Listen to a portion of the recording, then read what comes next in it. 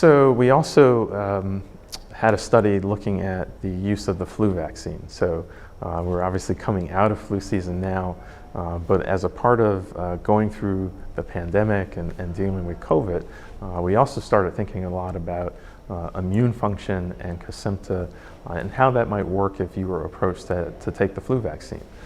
So in this particular study, we looked at about 60 plus patients in 3 different cohorts.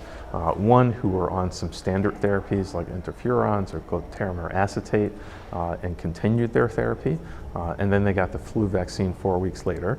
And then we compared that to 2 other cohorts. So one who were being started on Kesimpta, and so they were going to get their flu vaccine and then in about 2 weeks start Kesimpta, or another cohort who got their flu vaccine and then started the vaccine in about 4 weeks.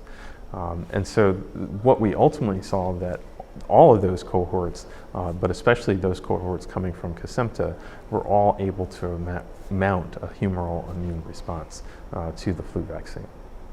And so what I would say is at this point, there's no plan to do a separate standalone COVID vaccine. Obviously, we'll see if things on the ground change, right? If there's a second spike or there's some change in what's happening with COVID in the community now. But at this time, we plan to sort of stop here with work on vaccines.